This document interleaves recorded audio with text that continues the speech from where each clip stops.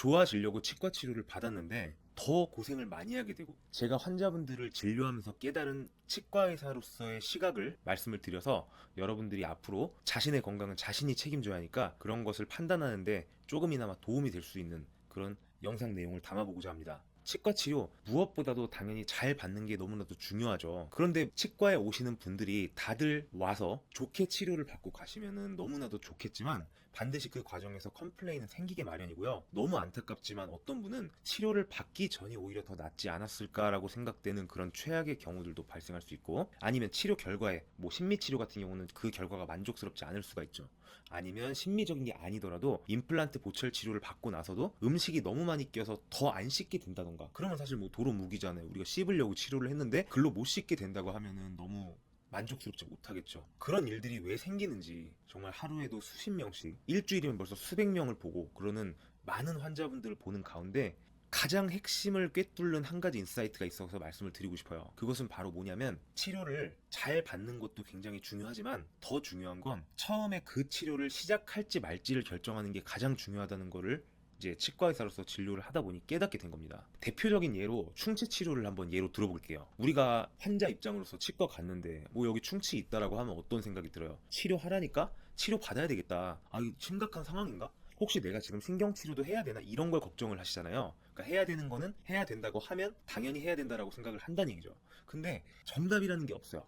그러니까 어떤 치과 의사는 이 과정에서 치료를 반드시 해야 된다고 주장하는 치과 의사가 있는가 하면, 어떤 치과 의사는 아니다, 더 써라, 더 아파지고 더 심각해지면 치료받아라라고 하는 분들도 계시거든요. 어느 쪽이 맞고 틀리는지를 말씀드릴 건 아니고, 제가 감히 그런 것까지 말씀을 드릴 건 아니지만, 저는 후자 쪽에 좀 더 가까운 생각을 가지고 있고, 그렇게 했을 때 제가 보는 환자들에서 문제가 생기는 확률이 많이 낮아지는 것을 요새 많이 느꼈습니다. 우리의 생각보다 충치가 있다고 해도 그것이 소위 말하는 상아질 우식이라고 해서 신경까지 깊게 썩어 있는, 즉 거기다가 이제 플러스로 부당 위생 관리가 안 돼서, 아, 이분은 지금 당장 치료하지 않으면 누구보다 빠르게 충치가 파급이 될 것 같다라고 하는 분들에 한해서만 급하게 좀 어그레시브한 충치 치료를 들어가는 거지, 겉부분에 이제 약간 검은색이 있거나 그렇다고 해서 무조건 충치 치료를 들어간다라고 하게 될 경우에는, 충치는 있을지언정 충치 치료 전에는 안 시렸던 치아가 갑자기 인레이 치료를 하고 시려서 못 씹는 지경에까지 이르게 되고, 그것을 신경치료에서 크라운까지 가게 되는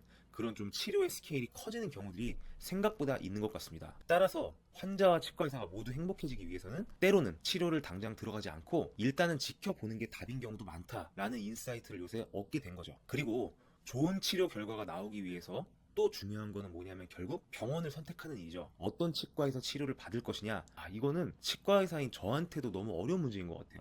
당연히 학벌도 좋고 여러 이력이 많고 전문의 자격증도 있으시면 너무나도 좋겠죠. 하지만 그것보다도 어떻게 보면 치료의 결과에 더 큰 영향을 줄 수 있는 게 바로 병원의 형태인 것 같습니다. 치과 병원은 사람의 생김새만큼이나 굉장히 다양해서 상담이나 접수, 그리고 치료가 일어나서 AS가 이루어지기까지의 그런 시스템들이 다 너무 달라요. 그런 시스템에 따라서 치료 결과가 만족스럽냐 아니냐도 분명히 갈리는 것 같습니다. 예를 들어서 많은 분들이 이제 큰 병원이고 환자들이 많은 병원이면은, 이 병원은 잘하는 병원이다 라고 오는 경향이 있습니다. 하지만 치과 의사로서 대형 병원은 굉장히 전쟁터 같은 곳이고요. 어떻게 보면은 치과 의사의 마음에도 좀 여유가 없습니다. 왜냐하면 많은 분들에게 적당한 어느 정도 수준 이상의 치료를 베풀어야 되기 때문에 한 분 한 분한테 쓸 수 있는 에너지와 시간이 많지가 않아요. 따라서 내가 평소에 걱정이 많고 구강이 안 좋아서 중간중간 치과 의사분들과의 소통이 필요한 게 나한테는 정말 중요한 요소다 라고 생각을 한다면, 그런 분들은 어쩌면 동네의 그런 작은 병원일수록 이제 환자분들이 많지가 않기 때문에 한 분 한 분한테 좀 정성 들여서 쏟을 수 있는 시간들이 많은 편입니다. 즉, 치료를 받고 난 후에도 사후 관리도 중요한 게 치과 치료인데, 그 과정에서 좀 더 만족스럽게 진료를 볼 수 있는 것은 아무래도 큰 병원보다는 좀 작은 그런 동네 병원이 될 확률이 좀 더 있다, 그런 얘기죠.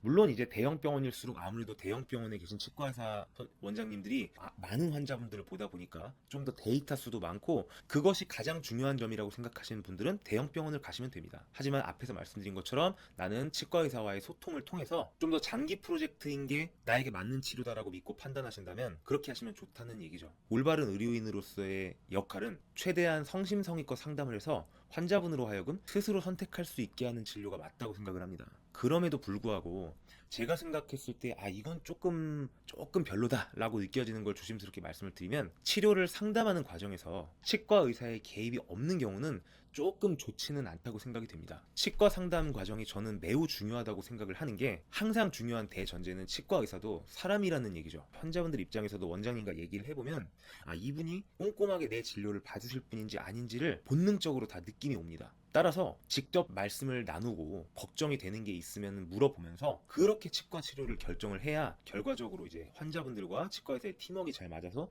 좋은 결과로 이어지는 경우가 많습니다. 얘기를 해보면 다 티가 나요. 동료 치과 의사들하고 얘기를 했을 때 책임감이 있고 내가 평소에 파이팅 넘치게 진료를 하는 사람들은 눈빛도 다르고 말하는 포인트나 아니면은 그런 적극성도 다릅니다. 그런 거는 환자분들도 다 느낄 수 있는 그런 비언어적인 부분이기 때문에 충분히 상담을 통해서 결정을 한다면 결국은 이제 좋은 치료의 결과로 갈 확률이 높다고 생각을 합니다. 자, 이거는 뭐 마지막으로 좀 TMI일 수 있는데, 요즘 워낙 치과와 관련되어 있는 어그로성 영상들이 워낙 많다 보니까 과잉 진료라던가 진료비만 너무 관심이 있는 의사들로서의 전반적인 이미지가 보여지는 것 같아서 조금 안타까운 면도 있는데요.